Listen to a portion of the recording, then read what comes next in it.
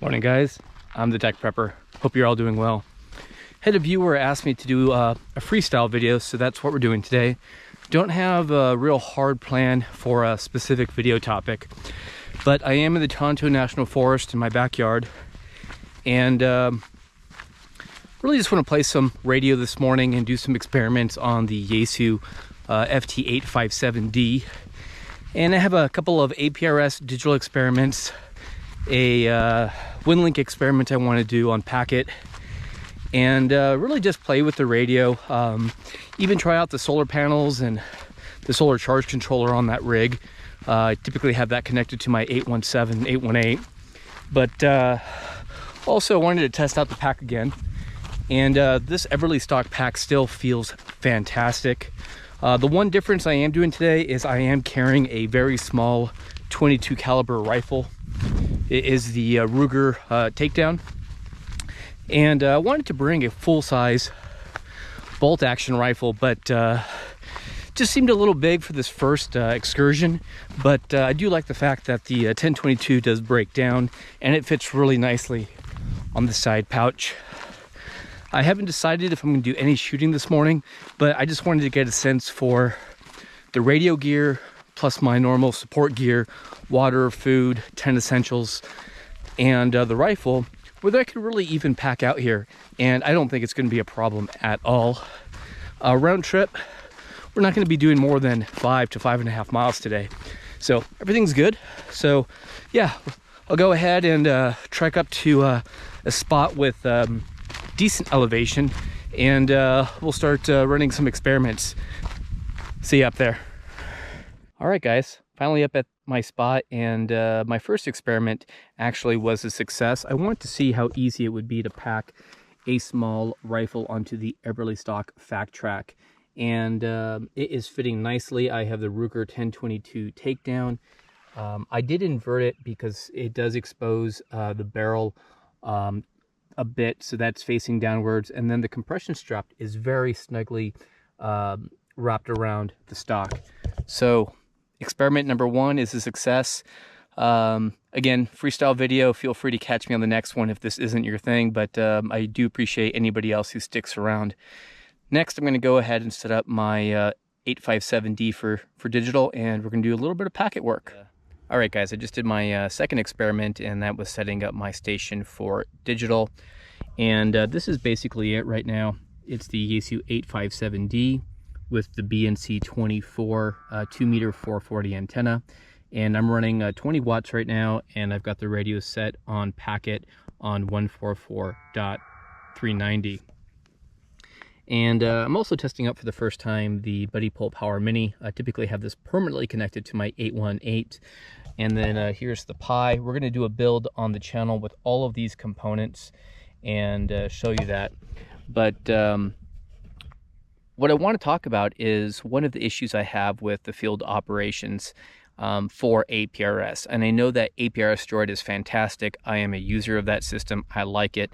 But in the spirit of amateur radio, I want to do my own build specifically tailored to my needs. So I want to build a set of ham radio APIs and a set of web applications that will fully run on top of the Pi and allow for full offline field use. All you need to do is be able to connect your phone to the Wi-Fi hotspot on the Pi, and then just use the web browser on your phone to access all the tools and have the Pi, or have the application, be able to set the appropriate configuration for the Pi depending on which digital mode you want to use. So as an example, when my Pi starts up, it's basically designed to run headless with all the software to do WinLink HF RDOP.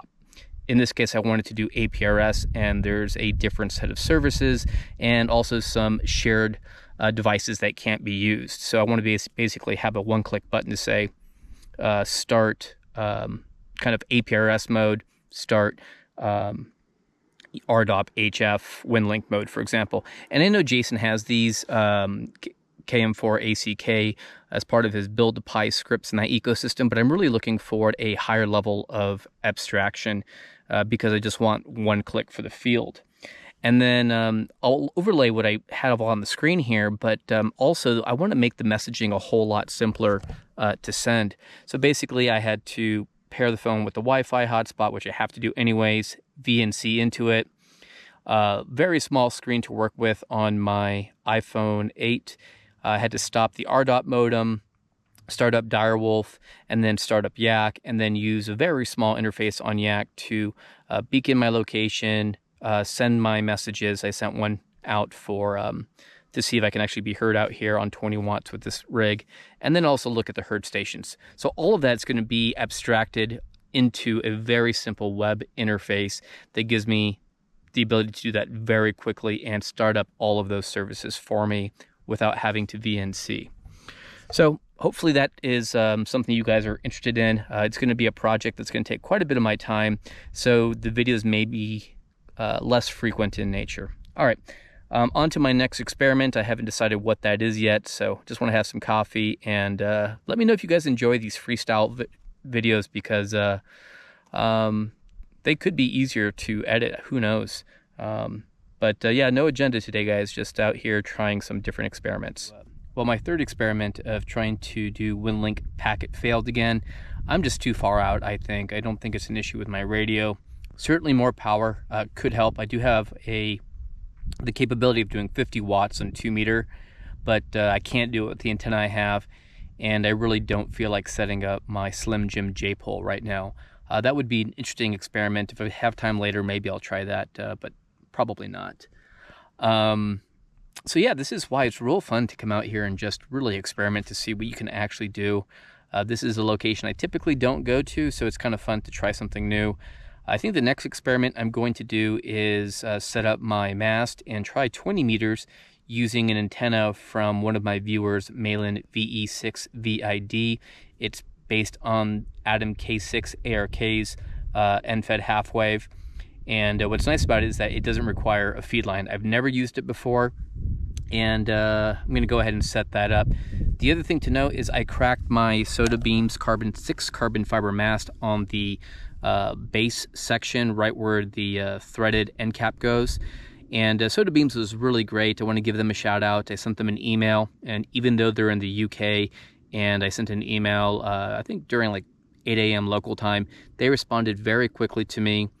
Basically corrected me on what I was doing wrong setting up that mast, which was piling up a large pile of rocks, because sometimes that's all I have out here in the desert.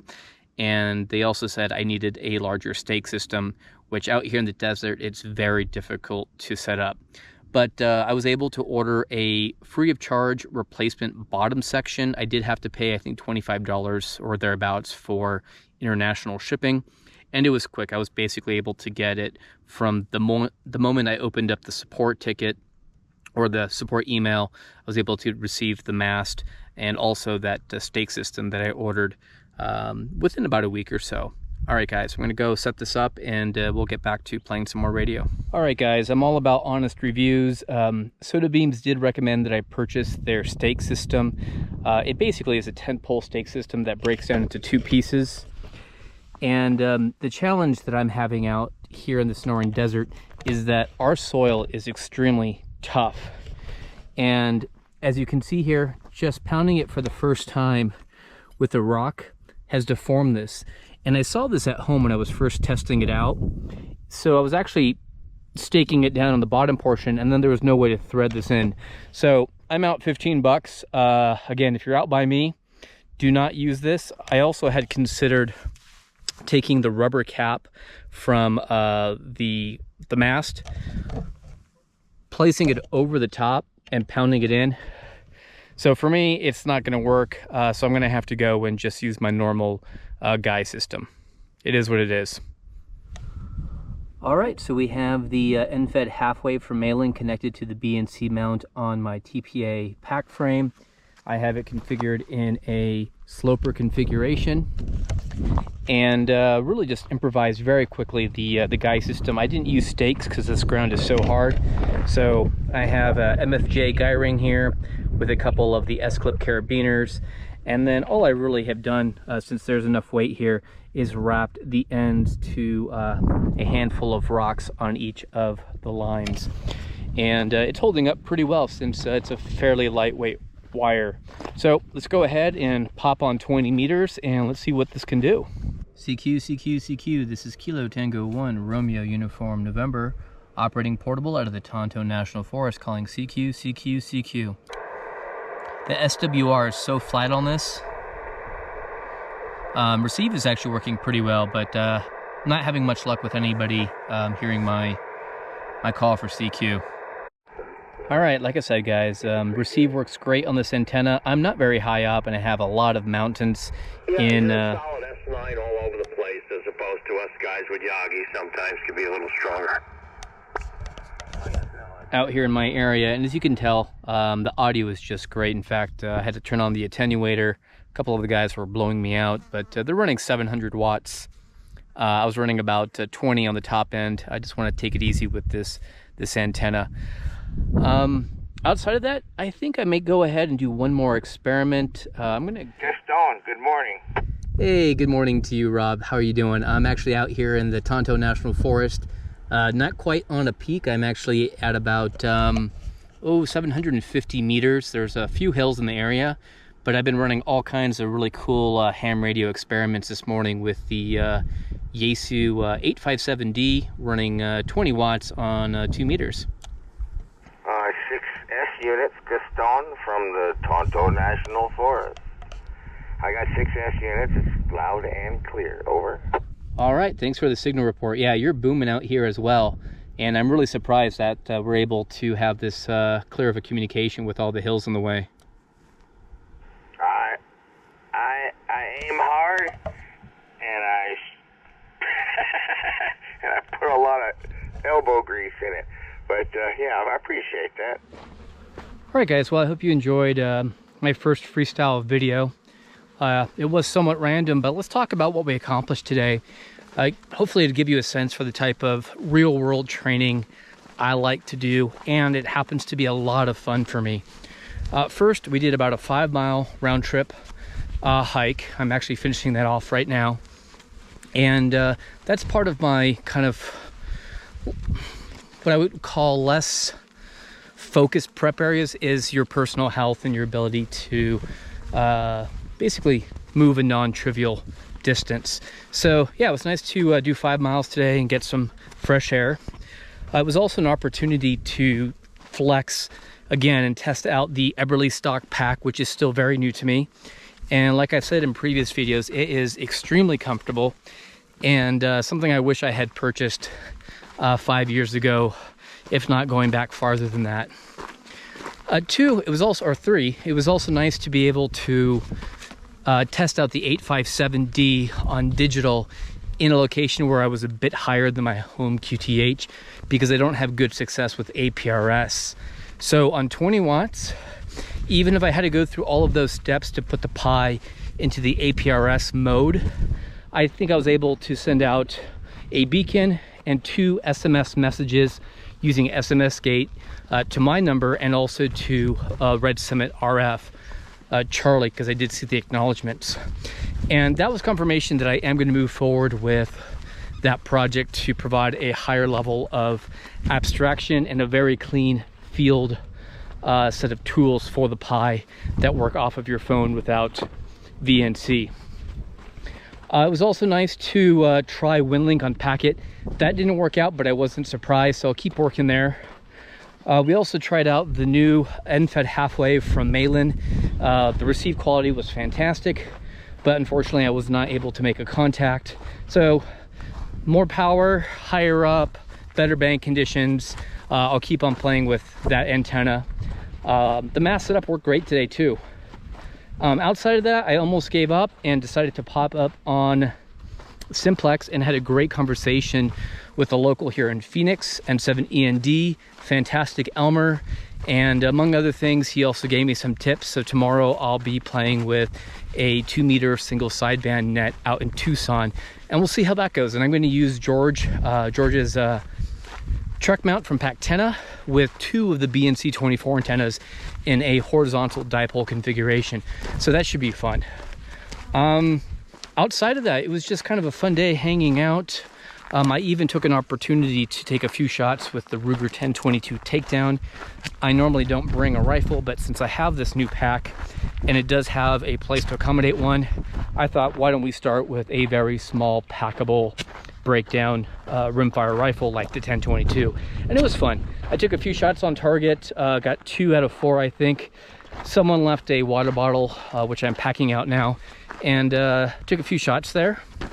And that also got me to thinking about this idea of romanticizing go bags and kind of taking off if you're displaced, and the realities of what might actually happen. So my pack, as you've seen, pretty much has all the water, food, support gear, comms that I need.